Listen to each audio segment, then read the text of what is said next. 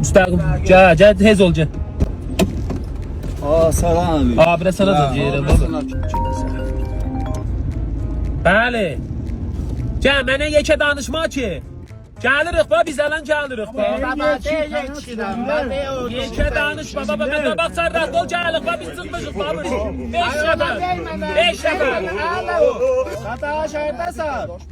Ay oğlan biz 5 nəfərik. İşte buyur, o sən buyur.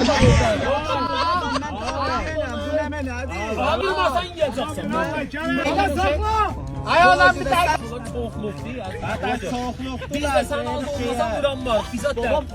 Əlimə bir də ağac al, ağaçda vuracaqsan sən. Sen bir imamı sen sakla. Ben dav eləyən deyirəm. Mən Baba, bir dəqiqə.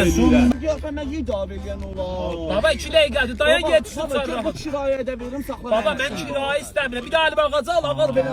Baba gəldik, baba, bir daha nəfər. Mən çox iyiyim. Dadaş, bir daha eynəki nəfərimiz var, çarxana girib, o yollayıram, gələ bax.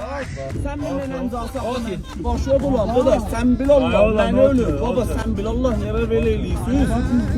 Sen bil Kur'an sakla, ben Baba, dav eləyən deyirəm. Baba, Baba, bir dəqiqə sen sana. bil şərəfin sakla. Bir dəqiqə söz deyir, dadaş, düzgün məxfidir, özür. Aa, nə düzgün məxfisən. Şey sağlasın da.